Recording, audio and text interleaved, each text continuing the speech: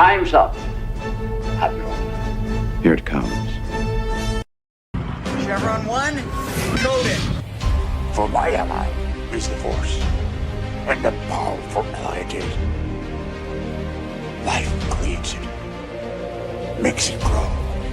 You failed, Your Highness. I am a Jedi, like my father before me.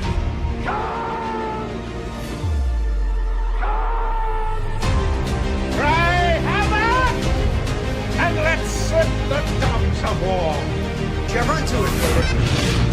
Conan, what is best in life? Crush your enemies, see them driven before you, to hear the lamentation of your women. It's all in the reflexes. Paul also said you're heavy into martial arts, Tai Chi and all that killer stuff. I suppose we have to register you as a lethal weapon. Chevron 3 encoded. And somebody ought to belt you in the mouth. But I won't. I won't. The hell I will. Chevron 4 encoded. Do you expect me to talk? No, Mr. Bond, I expect you to die. Chevron 5 encoded. You take the blue pill. The story ends. You wake up in your bed and believe whatever you want to. You take the red pill. You stay in Wonderland. And I show you how deep the rabbit hole goes. Chevron 6 encoded. Not while you can, monkey boy. Back off, man. I'm a scientist. You shall not pass! I thought I'd die fighting side by side with an elf. What about side by side with a friend? The day may come when the courage of men fails, when we forsake our friends and break all bonds of fellowship. But it is not this day.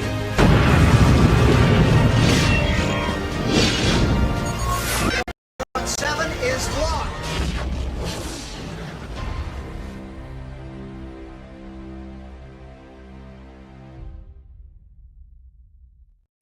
Okay, this was not my fault. It was not my fault. I was sitting here peacefully, listening to music, waiting for Jed, ruminating on my life. And Jed arrives, we do a sound check, and everything is cockeyed. It's distorted, and it was fine. And then suddenly you arrived and we're better. It's not my fault that we're late. It's not my fault. Never my fault. It's okay, buddy. It's okay. No, it's not okay. It's not okay. It's just another failure in my life. Anyway, welcome to Saturday Night Driving, everybody, where we sit back, relax, talk about great movies, because tonight we are going to talk about a great movie, a true classic. But before that, hi, Jed. How you doing? I'm doing good. Can you hear me now? I hear you fine. Everything's working now. I don't know what happened. I was literally just sitting here. I was so good. I shut down Stellaris 10 minutes before you showed up. So I was just sitting here listening to music, trying to contemplate the universe and why it hates me. And then I was going to, and I'm sitting there like, oh, there you are. Okay, great. He's here. I'm ready to click. Hi. And then it's like, ah. Will we ever, is anything ever going to go to plan? I wonder. No, not when you make noises like that. How you doing? All right. I'm doing all right. I'm excited to talk about this film. I have a story attached with this film that I'd like to tell when we get into it. But yeah, this is just a classic. And I feel like it's been a little while since we talked about something from this era in Hollywood, a true juggernaut like Jimmy Stewart. Have we ever done a Jimmy Stewart movie? We didn't do Wonderful Life. We did Wonderful Life. Okay, we did. That was your Christmas movie last year. Last year? Okay, yeah. There's just so many years put together. I'm old, chat. I don't remember your life. Shut up. No, listen, there are many Jimmy Stewart movies we're going to get to. Mm-hmm. There are many from his Hitchcock stuff. One of my favorite movies of all time, Philadelphia Story. Of course, to me, that's more of a Cary Grant movie at times, but still, I thought Philadelphia Story was the movie where Tom Hanks got AIDS. No, that's Philadelphia. Oh, okay, I was close. Yeah. But yeah, so there are so many great Jimmy Stewarts. The man was an icon. He was the goodwill ambassador to everybody. Never a bad thing to say about Jimmy Stewart. Always good. So I'm happy to do this today. Hail and howdy to the chats across all the places we are streaming to. We hope you guys have had a nice Saturday. And we hit those like buttons. And remember, I'll say it now. I'll say it again at the end of the stream. In my chat, pinned link. If you have not submitted your suggestion for the first chat choice movie of 2025, that's what we're going to call it now. Chat choice movie. I like the ring. Chat choice movie. You have 1 week left. This time, actually, no, next Sunday at the end of Roundtable, I will close it. I will collect the names and give it to the third party, he or she, who has not submitted a suggestion, and they will choose what they consider the best 5, and then I'll put it up for a poll, and you guys have a week to vote on it. And then the following week we'll do it. He's got to give Jed and I a chance to be able to get our hands on it. So there you go. Remember, vote once or suggest once.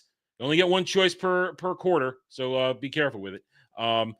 Shut up, Legatus. I don't need that from you. I don't need that from you. You're supposed to be my mod and protect me, not make me feel like a loser. Anyway, all right. So, Mr. Smith goes to Washington. I believe it was 39. It was 39. Yep, 39? right before World War II. 1939. Well, World War II is happening. We're just not in it yet. We're right. Our involvement, excuse me. Yeah. So this you made a timely choice on purpose this week, I think. Very on purpose. So why don't you walk us in to this classic? Well, this film follows the character of Jefferson Smith, a young idealistic boy camp leader who gets thrust into this U.S. Senator appointment. And he goes to Washington, and he's just bright-eyed, bushy-tailed, having so much hope and patriotism. But he just finds himself wallowing in the absolute degeneracy and corruption of Washington from every angle. Everyone's corrupt, from the newspaper people, the reporters, to the lobbyists, to the politicians. And he's just trying to navigate his way through this cesspool that is Washington at the time. And I think this is a great example of a timeless political film, because this film goes to a lot of effort to not even say party names. We do get the majority leader and the minority leader, but they never say Republican, Democrat. They never take sides in real world issues. They never point to a real world person. They're just like, these are universal evils. Corruption is universal. And you even see the minority and the majority leader team up at the end of the film against Jimmy Stewart. And yeah, I think this is a film that modern Hollywood needs to watch. A way political without being antagonistic or taking sides in conflicts that they have no business taking sides in. Corruption is a universal flaw, and you don't have to agree one way or another on anything to say, yeah, corruption's probably a bad thing. And this film just does timely and timeless so extraordinarily well. And you're absolutely right. And what's fascinating is that you watch the political maneuverings, both from the politicians and the lobbyists, the people behind them, the puppet masters. Nothing's changed. This film's almost 100 years old, and it feels like it could 100% have been made this year and be just as accurate. I don't believe Hollywood would make this movie this year, but the realities are the same. I think the only difference is the only difference from then to now is celebrities are involved now. Back then, it was just big business, all that kind of stuff. Now there are other special interest parties who are involved, and it's still the concept is the same. Somebody buying their way to power, putting people in place that are their puppets, doing their bidding, and they just want to get what they want done. The security or the well-being of the nation be damned, as long as they get theirs. And now, of course, this is a work of fiction. As you said, they do not talk about the political parties. They don't even mention, I mean, everybody knows it's 39. FDR is still president. They don't even mention FDR because at the time. We get a lot with the vice president, but nothing with the president. Yeah. And you don't even, like I say, you don't know who the party members are. You don't even know what everybody's stances are on anything except for this one little issue concerning the dam. Well, we don't even find out what state they're from. They keep just saying the state, the governor. They really trying to be as impartial as possible, and I appreciate that. That is not something modern Hollywood would be able to do. All right, so where do you want to take us in first with this? This is your week.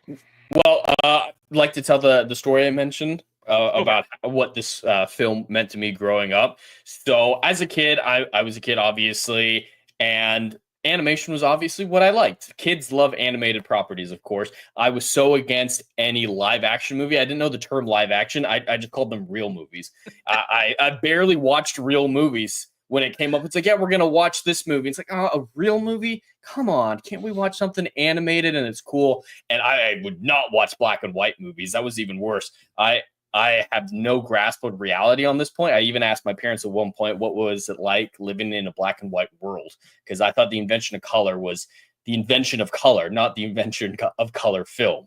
So I had no idea what was going on. But for some reason, when I was about 9, way too old for this to still be the way I enjoy media, somewhere around there, I had to watch this movie. I don't remember why. I was just watching this film for some reason, and I was against it because it was live action, because it was black and white, and I was just not having it. And then throughout the course of the film, I found myself getting drawn into it and understanding enough of what was going on. And by the end, when those letters show up, as a 9-year-old, might be embarrassing to say, but at least I was 9, I cried at the end of the film when I saw him going through those letters and just seeing his soul break. But then he still kept fighting for those last few minutes that made all the difference in the end. And I cite that as my first experience of recognizing the difference between spectacle and substance and starting to have an appreciation for substance. And that led to a lot of other things, me getting interested in storytelling, me getting interested in filmmaking, and just so on and so forth, that this was a real pivotal film for my childhood. And it's a weird one to say. Like, if you talk to other people and say, hey, what was the foremost film in your childhood? You'd probably say Star Wars or something like that. Those are normal answers. But a kid in 2009 saying, oh, yeah, Mr. Smith Goes to Washington, everyone would look at me like I was a psychopath. But that's the reality of it. Well, I mean, this movie, it teaches lessons. It teaches lessons. It opens your mind. And whether it truly intended to or not, its relevancy remains the same. How one man sticking true to his principles and believing in the Constitution, believing in the Republic, manages to break forth the truth. Now, of course, I have very few complaints about this movie. Very few complaints. But there is no way that any senator, and we're talking about his mentor, the friend of his father, whose name I can't remember at the moment. Payne. There is the Silver Knight. There is no way anybody would cop to that kind of stuff. They would lie till the cows come home. So I like that moment because they it's a great moment. Yeah.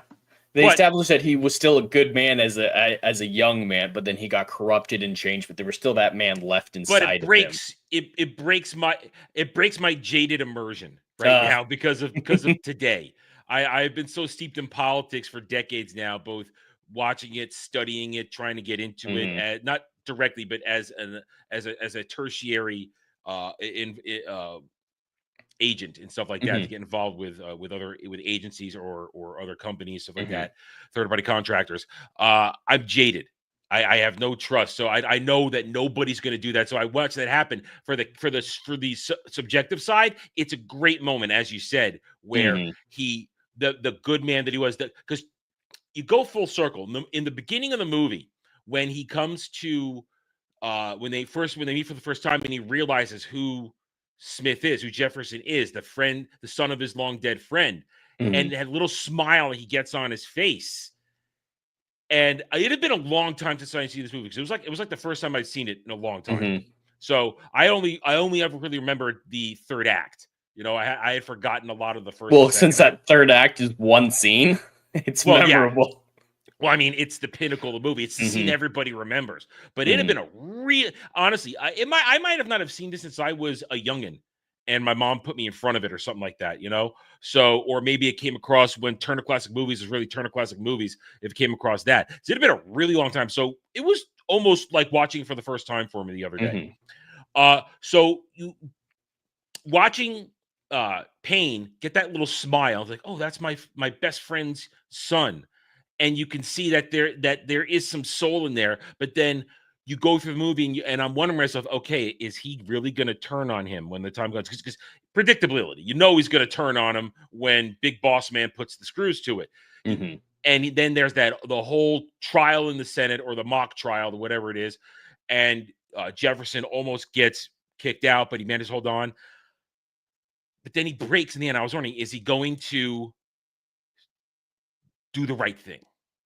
And he does. And from a storytelling purposes, it's a fantastic moment. Because like you said, he's got some soul left in him. Soul, brother. Yeah. Jay's not here. You check behind you to see if he broke in.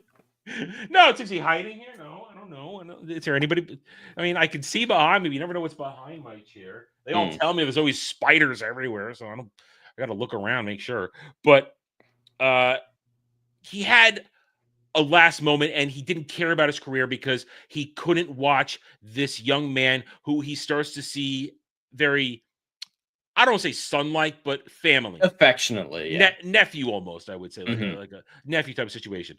How that manages to turn him from the cynic, the broken man, who realizes he's been a puppet his whole career. And hey, guess what? Term limits. Term limits. Hell, nobody had term limits until, not even the president, until this era. FDR, after when Truman took office, that's when they put term limits on. So nobody had term limits ever. Term limits, they need to be a thing for everybody. That's proof. So you can't, that's what it shows you. You see the corruption of a man who started his career thinking he was going to do good, but realized he was just a puppet for decades. And he should not have been there that long to be that way. This movie tells you so many things that are true then and true now. And that's why it is beautiful and wonderful. But so when he turns up and says, I can't do this. I can't let you destroy this young man who's done nothing wrong. And my career be damned. And then he wins, and then Jefferson wins. So it's a great moment. And yeah, we talked about the climax here, but whatever. We're going to jump around anyway. It doesn't matter. We're going to definitely have to talk about it again at the end. There's too much there to. So the movie starts with the sudden death of the sitting senator, one of the two senators from whatever state this is. It has to be a rural state because this is small town America that we see there. With I'd say Midwestern somewhere, most likely. Either Appalachia it's unclear or on purpose, but it's definitely a more idealistic area with one man who's able to control the whole state. Like Taylor, I doubt Taylor would be a big deal if he went to some place like New York or something. Oh no, but no, he's powerful enough to control this one state. And so, the film starts with one of the two senators dying, and everyone's just freaking out because just the senator dying in and of itself is annoying for the governor who has to appoint a temporary replacement. But it's even a bigger deal because there's a bill on the Senate floor that's been there for 2 years, finally getting ready to vote on it. That is a relief bill. Now, this is something that's always happened. This isn't anything about what's right now. It's pork bill. It's a pork bill. They always add like this is a real good thing, a real nice thing up front, and then it's all the malicious things hidden in the nice bills. And they even use that against Jefferson later on in the film. It's like, oh, you don't want to feed homeless children? Wow, you're such a bad person. He's like, no, there's something bad in this bill. It's entirely manipulative to use the media against your opponents, and that's been like that for over a century, if not more. I'm laughing because today it would be, you're a racist if you don't want this. That would be what it would be today. But yeah, so the guy dies, and the governor, he's just a fop. He is another puppet of Taylor. And here's one of my few criticisms of the movie. Is in the opening scenes when the governor, how that dude has that many kids with that woman. At his age. They're young. There's a lot of, man, he must have some stamina. Really. That scene is hilarious, though. How much you want to bet he's 35? They look older back. They did definitely look older back then. He could have been in his 40s. I could actually believe that for the 39. The scene you're talking about is I love that scene. All right, it's hilarious. It drives me crazy. It drove me crazy because there is no way a bunch of kids would be that tapped into the local politics and who the best man would be for senator for the appointment. They're not tapped into the politics. They just know this guy and like this guy. know, but it's ridiculous and it strains credulity for me. That this is the one of the few scenes in the movie that made me go, no, this is not right. And the kids were overacting too. They were way. Oh, I love their performances. Overacting. It was dumb. I will agree. Objectively, that scene is nonsense. But subjectively, those kids just piling up on their dad, like, yeah, Jefferson Smith's the best. Yeah, he's gonna be the best. Yeah, and it's like no. And like the one kid's talking like an Italian gangster out the side of his mouth. It's like, he's a good old boy. That's the cringiest scene for me in the movie. I would agree. There's only other one cringy scene, and that's simply because it was the way they did it back then, and it doesn't land. And we get to it. It's when he gets to Washington, but so the governor thinks he's got a winning idea with this guy because he goes to see Jefferson off screen. We don't actually meet Jefferson until the reveal at the dinner party, so we don't even haven't even seen Jimmy Stewart yet. And he thinks, oh, this is the hick. He'll be easily manipulated. He'll be fine. He'll toe the line. But what they don't know is that they've actually gotten a hold of a man who has conviction, a man who believes. The most dangerous man in politics. A man who, when he arrives in Washington, is not blown away by the political stuff, but by the history, by the founding of the nation and everything that went into it. Because remember, it's only been about 150 years. This point, a little under, a little over, because we're coming up on our 250. At that point, there might have been people alive who knew Lincoln. Oh, there were still people alive from the Civil War at that point. There were. Oh, yeah. There were still people alive from the Civil War. So the history of everything he sees there, it blows him away. So this is a man with conviction who believes what the Constitution tells us, what it represents. Same, and they don't mention it, but I would say the Declaration of Independence. All of it, every single proper document he thinks is a treasure and should be protected and hailed. So he's going to go in there, and then we learn the relationships, this and that. And now they have to hurry him there because, like I said, the bill is coming up. They need to get this done.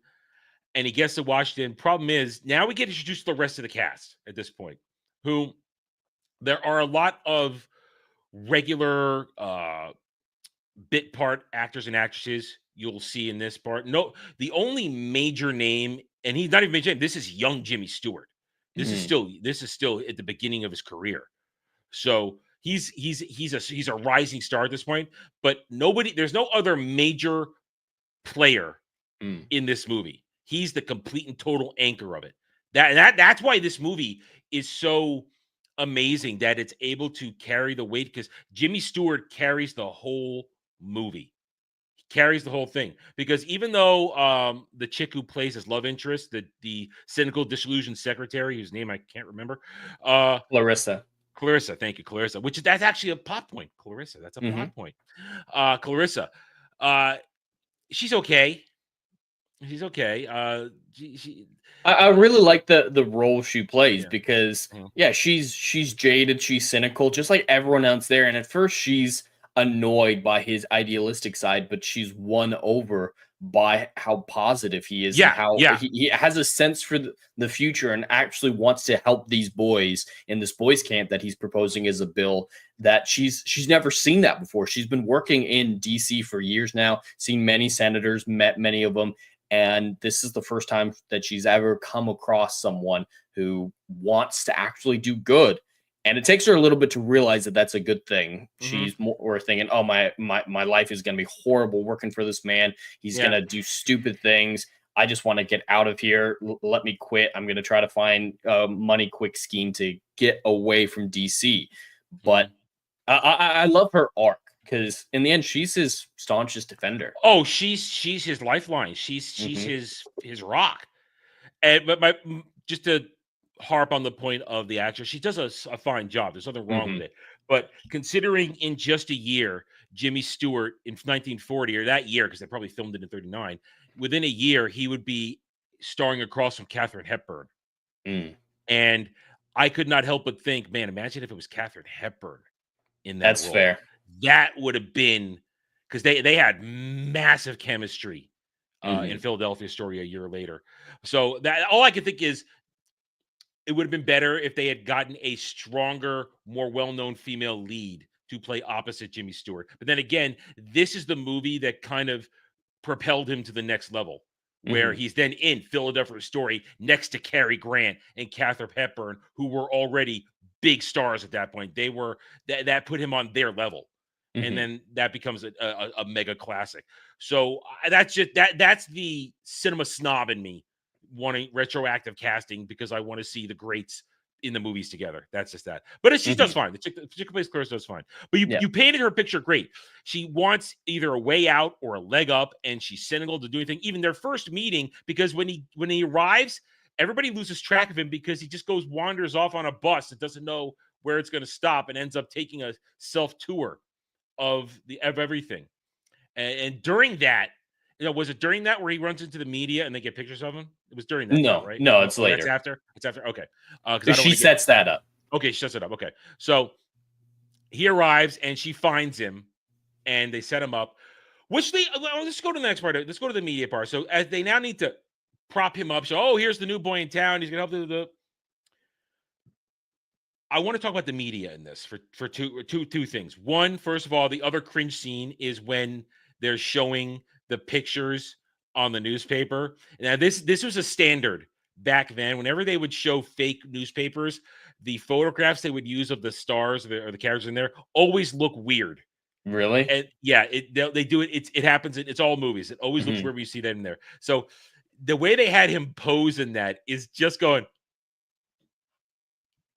It got me. I was like, oh, geez, it looks silly. I didn't notice that.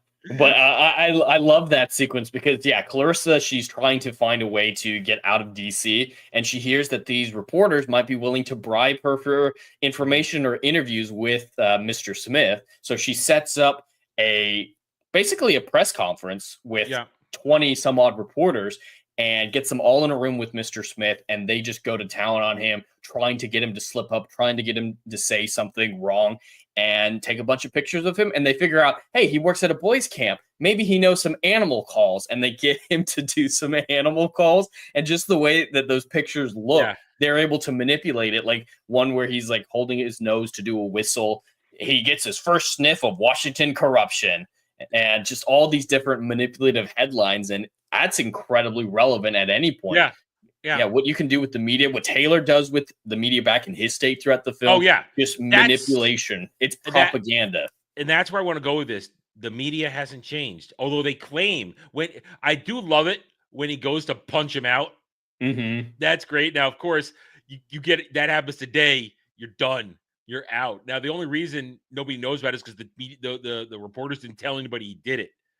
I thought it was a dream sequence at first. I'd forgotten about that sequence. So when watching it last night, and he's just walking around punching these reporters, like, he's probably just thinking about doing this in the Senate Hall. And then he gets to that big cafeteria almost where a bunch of them are hanging out, and they sit down and start talking. It's like, oh shit, he actually did that. He just randomly went around punching reporters. They're all running from him. It's like, oh shit, here comes Smith. He's on a tear.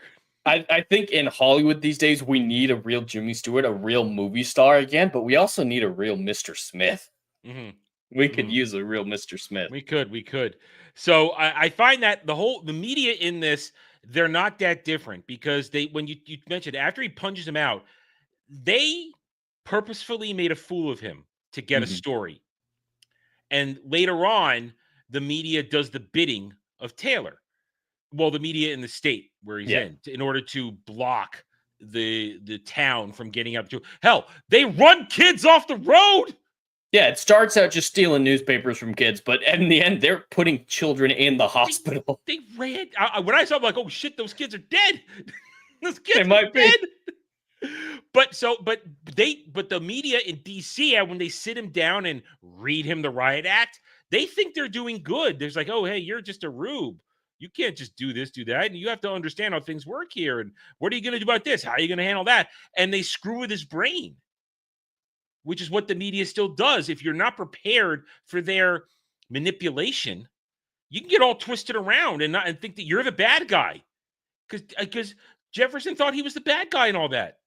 There's a few times in this movie where he definitely had to consider that, especially when all the letters came in asking him to stop at the end of the film. He had to have thought, "Am I doing the wrong thing at this point?" Yep. And now that begins the whole. Now we're into the second act of this movie because this movie was 2 hours, but it's classic Hollywood, that classic era where it's 2 hours, but it flows in such a way it doesn't quite feel like 2 hours because of the way It has the a really good transition. pacing. Yeah, the pacing, the transitions, the classic camera work where there's no quick cuts working away and proper scene changes where you get the full scope. So the entire story, and also the story's building because at this point now he's arrived in DC. He's gotten his ass kicked by the machine a little bit. Not so much the machine, the apparatchik of DC has roughed him up a little bit. He hasn't hit the machine yet. The machine hits him at the end of Act 2. But so now he's a little disoriented because he gets convinced that he's in the wrong and he has to do something better, which allows then Payne to convince him, hey, make a bill. Don't worry about what I'm doing. Go make your little boy camp bill. You'll be fine. Which, in and of itself, sounds like a good idea from Payne's perspective, because as Callister points out, writing a bill usually takes a long time, and then it has to be read aloud, then it has to go to committees, then it has to go back and forth in the House, and it takes years if you're lucky, if it survives the Congress closing down. And so Payne's just like, oh yeah, he's going to spend the next 6 months writing this bill, and then it's going to not go anywhere, and we'll be good. It'll at least buy us some time. But he underestimates the dedication of Jimmy Stewart, who is that day. He's like, yeah, we're going to write the whole bill tonight and present it and send it tomorrow. Yeah. If Payne had known he was going to do that, probably wouldn't have pushed him so hard to make that bill. And then that's the catalyst for everything. And they try to distract him. One of the other weak things in the movie for me is the use of Payne's daughter as oh yeah, she's barely in the film. I do like those scenes. They're funny, like with him messing with his hat, dropping his hat. But like, she's involved in the film so little that I feel like it could have saved some runtime. Or even make her a real character, like make her sort of interested and actually in on it to screw with him, but then realize, wait a minute, this is a nice guy. I'm going to say, listen, you need to go back here and you need to not do this. So if they had done more with her, it would have been better, but she's kind of a waste of time. And that's another, I would agree. That's one of the few, what's like the last thing that I have a problem with Payne's daughter. She's just a tool. I would have loved development of her character with her relationship with her father, because she's obviously lived in DC pretty much her whole life. She's perfectly comfortable with that lifestyle, but she's not that involved in it. She's just a rich, spoiled daughter. And I would have loved that dynamic of her just thinking, oh yeah, my dad, he's doing great things, but I'm not really paying attention to it. But as Jimmy Stewart starts to shine a light on everything her father's doing, she comes to be disenfranchised with her dad, seeing the corruption, just having an arc like that, and that being the catalyst to help Payne realize that he's in the wrong and helps push him over the edge for the final moment. And there would have been you could have then included something for her and Clarissa, because they obviously have history, because Clarissa doesn't like her. So there could have been more there to give those two characters something to do when Jefferson's not on the screen. And that would have been an extra dynamic, would have added another layer, another part of intrigue. And you're absolutely right. You could have then had her play a role in twisting her father's, well, not twisting, in reigniting, reigniting his morals to bubble to the surface. Yeah, so like having her start to investigate herself, find out that Jefferson's telling the truth, confronts her father after Payne stands up in the Senate and has this big storm out right before the end of the film, and she just tells him that she can't handle this anymore and she's going to go home or something. Like just something big to push Payne that final moment. Because I do agree with you that it's not quite enough to see Jefferson passing out in the other room. Payne wasn't even there to see him pass out. So what got Payne over that final inch? Yeah, I think we need a little bit more to get him to over hear him that edge. Storm back in there, because then then he's at the door and Taylor's stopping him, and then boom, and then he happens. it's a little point that would have made it better. I agree. Yeah, it would have made it better. So I guess let's just talk about the third act then, because that's where all the action is. Or more so this. Let's talk about Clarissa one more time and her growth as a character, where bit by bit she's almost done, but like you said, Jefferson's positivity is genuine. His organic love for what makes the nation great, the intentions of the founders, reignites her passion. And because that one good man who seems to also care about her, and they, as they come closer together, I mean, it's only a couple days. This is also another classic Hollywood romance. In a couple of days, we're in love. It's just gonna happen after just a few days. But I don't know if they're in love. I do agree that she has a crush on him, but I don't think he's looking at her that way. I believe the word love is used at one point in the end. Love, like I love your ideals. I don't think it's like an I love you, let's get married type love. Not get married, but he's definitely not reciprocating. I don't think he's reciprocating at all. Like, still likes her as a friend and whatnot, but he's still has the crush on Payne's daughter. Well, then again, that's a weakness of the movie. There's not enough time. They introduce a romance plot, but they go nowhere with it. What I'm saying is I wouldn't classify it as a romance. I would say that Clarissa is infatuated with him and has feeling towards him that helps her make the transition that she does for her arc, but it's not reciprocated. So I wouldn't call it a romance arc. I guess I'm reading more into it than you are. But it's I feel as though I wanted more, because there should have been more between all of them. So it would have worked more anyway. So, but she has her complete down moment. She's going to leave, be drunk. But then when she sees what's going to happen to him, when she sees the machine, the horrible actions of Taylor and Payne and everything, how they completely eradicate the goodwill everybody had for Jefferson, and they're lying about him. You're the one who is doing this for self-interest. That's his signature. That whole manufactured thing. And she sees it and she says, I can't let them do this to this guy. I'm gonna help him. And she gets in contact with his mom, who then calls her Clarissa, which kind of is the final switch that makes her light up, because to be called her name. Everybody calls her by her last name. What was it? Jones, I think. No, it's something with the Somners. Okay, yeah, you're right. I don't know where I got that from. Leave me alone. But it's that thing that she says, she called me Clarissa. That shows that in his writings to home, he told his mom all about her.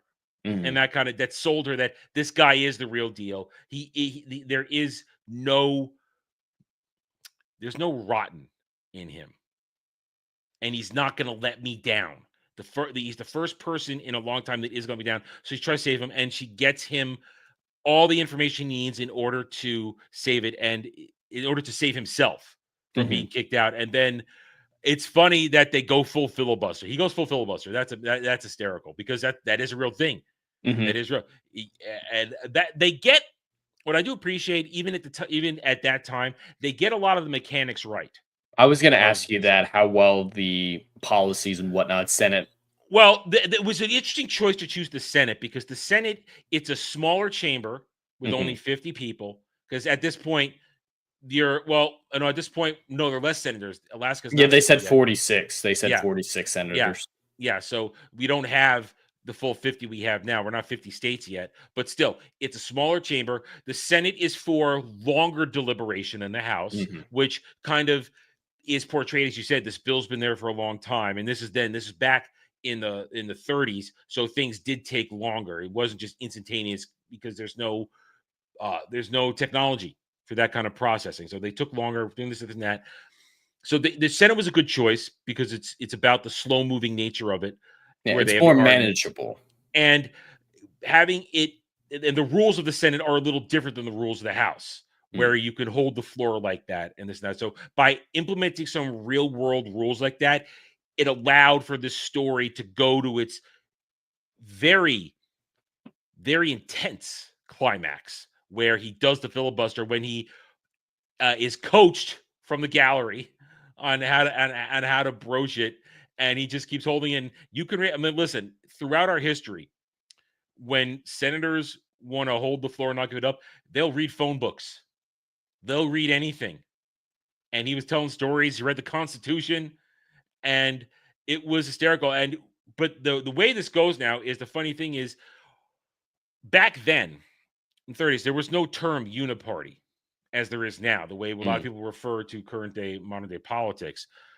The fact that all the other senators leave as an example of uniparty back then, which of course it existed.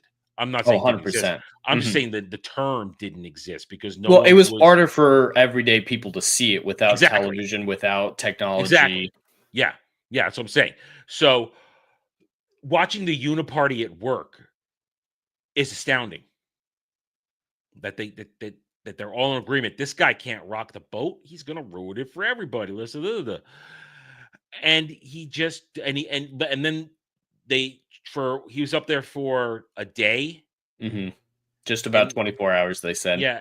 And now here's why I don't think he's Midwest. I think he's Appalachia, because there's no way those letters would have gotten to DC from the Midwest in time. I think it's Appalachia, because if there's a dam, that means there's mountains and valleys. So that's why I think it's Appalachia.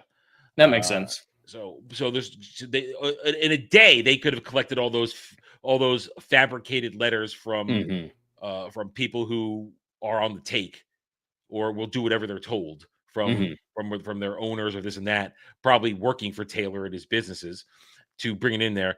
So when the letters arrive, and that's a scene, that's Jimmy Stewart chewing on scenery. That is emoting. I mean, the look of despair that he has when he sticks his hands into those baskets and just looks at them. He can't believe that his own people turned on him, not realizing, because he can't leave, no one can talk to him, that Taylor for a day or more now has been shutting down all communication from the state. Running kids off roads. We're lucky they didn't kill his mom. Today they would have, if this were a modern day movie, they would have kidnapped his mom, held her hostage, and then Clarissa would have gone ninja-like in there and freed her. Well, you mentioned something that I really appreciate this film for doing, is it's showing the corruption, but doesn't need a personal tie into the film. Because earlier, when Payne and Smith were on the train on their way to Washington together, they talk about Smith's father, about how he was the champion of lost causes. That was his whole ideal. But after a particularly difficult lost cause, they found his father dead, shot in the back in his study. Now, that just shows his family has a long-standing tradition of fighting corruption, which leads to, Jefferson being the man that he is. But a modern film would have had Taylor behind his dad's death, and that be a reveal. And I think that would have cheapened the film, because the whole thing is about, there's so much corruption around that it's so unusual to see a man like Smith with ideals standing up against it, that I think it would go away from the idea of universal corruption if Taylor just happened to be the man who had his father killed. I think that improves the story a lot. It's just making it more universal, keeps the themes. It would have made it cheesy. It would have made it cheesy. Yeah. I think if he'd been up there much longer, his mom might have been in danger, but 24 hours is not a whole long time. So I think they could have gotten there eventually. But now what I find hard is, like, did nobody bring that man a glass of water? His voice was so hoarse. I assume he did, but talking for that long, even with unlimited water, you're going to lose your voice. Now, all I can think is, man, he's got to go to the bathroom at this point. What is he doing? It must be painful. Listen. A couple months ago, over the summer, I had to do a procedure where I had to get a scan, and I couldn't go to the bathroom for a morning. I had to drink 42 ounces of water, and I had to hold it for an hour. Most horrible thing ever. And that was just for like an hour. I could not imagine standing there 24 hours not going to the bathroom. It's where my mind went because of that recent experience. Don't look at me like that.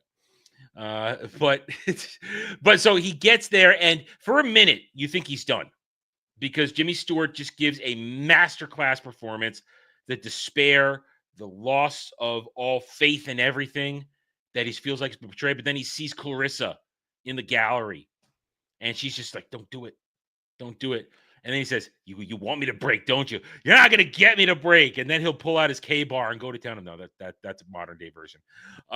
No, he stands up and he says, I'm gonna fight, and then of course he's gonna collapse, and then that's the last straw for Payne, and the truth of it all happens. Because at one point also he had tricked Payne into revealing he was in the room. Oh, that was beautifully done. I don't think he did that on. I don't know if Jimmy did that. No, it wasn't purpose. Yeah, no, but Jeff it should do it purpose. But that was great. Yeah, that was a great moment. That was a great. It's like moment. I was in that room. Yeah. I was on the wall. You need me on that wall. I love how Smith didn't exactly know how his filibuster was going to help fix the situation. He just had faith that something would work out in the end, that the people back in his state would be able to solve it, which ended up not being the case. But he was going to stand up no matter what. And when he found out it was a lost cause, that gave him the second win he needed for another minute. But there is only one person in the country that could have fixed the situation. None of the people back in the state could have done it like he thought. Taylor would never have done it, but I guess two people. But it was Payne himself, the man who had the authority, who had the voice, who other people would listen to. His confession was the only thing. Yeah. And throughout the film, Jimmy Stewart won him over instinctually without even realizing it. Like the point of his filibuster wasn't to convince Payne, but that's the only thing that it accomplished, and the only way that the situation could have been resolved in his favor. It was to buy time because he had been railroaded, and to buy time for his allies to do something, because he knew that Clarissa and her friends in the media were going to try and do something, but he just had to stand on faith. Yeah, and that's the thing, and that's part of Jefferson's character, believing not only in the dream of the Republic, but in people that also believe in that, and believing in people, because that's the thing. He believes in people. He comes from small town America where everybody helps each other and doesn't leave them hanging out to dry. Because look at that. What is his main occupation? He runs basically youth center type stuff, where he's gonna do stuff for kids. That takes a lot of belief that you can help people when you go to the root and make sure that kids are getting the support they need to grow into good, solid adults that can contribute to society, instead of running around doing jack all and being delinquents.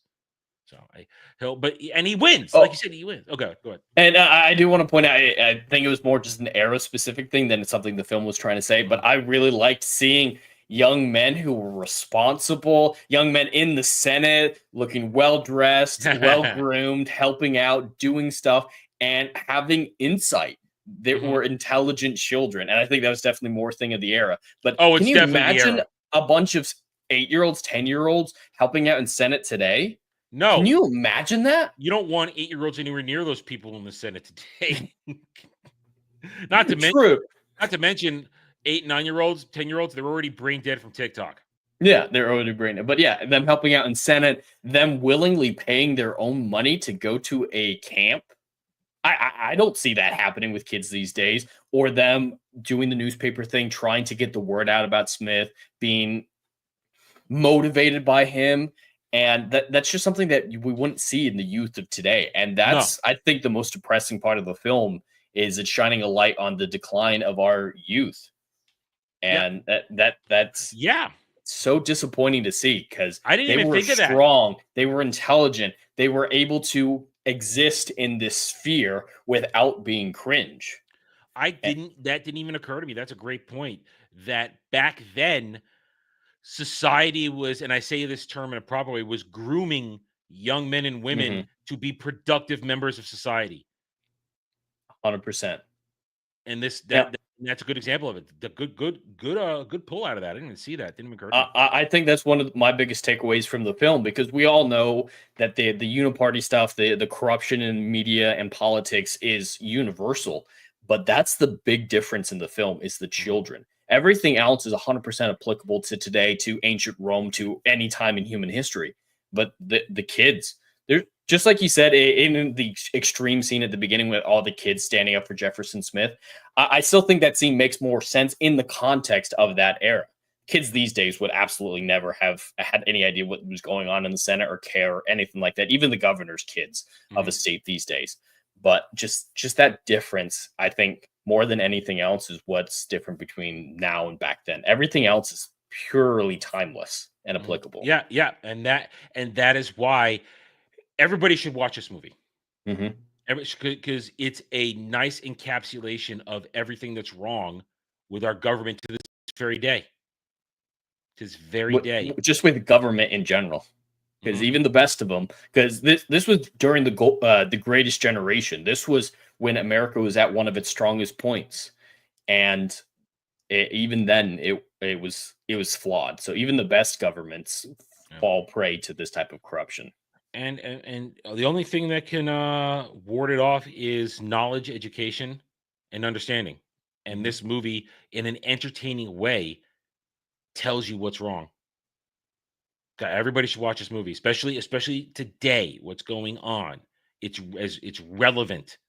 The kangaroo court. We didn't talk about that very much, but them faking the evidence to make Jimmy Stewart look like he was going to benefit from his own bill. Yeah, and I mean, it's today. It's even easier accuse your opponent. Accuse your opponent of what you're doing yourself. Oh, that's 100% what they reality did. inversion. That's good old fashioned commie tactics right there. Reality inversion. But you're right. The kangaroo court. What's even more thing is that's still what they do today. They accuse your opponent of what you're doing, and unfortunately, back then it was signature and forging of papers. It's even crazier now. Things that could be faked, even crazier. We're in technology is wild, crazy, and almost out of control, and that's why you need experts and people who are not corrupt to make sure you can see the truth. And he wins in the end because he held on to truth, held on to faith. And it's right that the movie just ends and then say, oh, he goes on to do this. No, because back then the stories just ended. It's over. There's no epilogue. There's no telling you how things went down after that. No, it ends. Hero wins. Bad guys defeated. And we were entertained for 2 hours. We're done. So it's your week. You get to go first with a score. Well, this is just a classic in every sense of the term. Back in the day when nearly every film, at least every major film, was incredibly well made with immense talent. And I don't think there's a film in the last 20, 30 years that can even stand toe-to-toe with this one. It's beautifully shot, well directed, well acted, and well written, because in this era they couldn't rely on spectacle, they couldn't rely on CGI. It was all about the writing. Films lived and died by the quality of their script, and that's not something that we have anymore. They didn't have the benefit of CGI really as much as anything else. So I think this is one of the greatest films ever made. This is probably closer to a 10 out of 10 than I will give any other film we talk about. It's not quite there because we have mentioned legitimate concerns. I think there were points of exploration that would have benefited the film with Payne's daughter, specifically some tightening up of some stuff in the first and second acts, and just exploring a little bit more of some characters like Clarissa could have absolutely been benefited. So I think this film deserves a 9.5 out of 10. Wow. This is one of the few times you're going to score higher than me. Whoa. I agree with everything you just said. But the points that I was harping on, they detract from it, especially because I'm comparing this to other Jimmy Stewart movies. I can't, it just doesn't exist in a bubble for me, or a void, whoever you want to say it. But it is a fantastic movie. And as I said, everybody should watch this movie. That being said, I give it an 8.5 out of 10. Not too much lower, but one of the rare times Jed is going to be higher than me in a score. Anyway, all right. So next week, I have been promising that I'm going to try and go back and cover movies that were reviewed, discussed in the previous incarnation of this show before Jed joined me. So for next week, dun dun dun dun dun dun dun dun dun dun dun dun dun dun. Jed, are you ready to tell us what's best in life?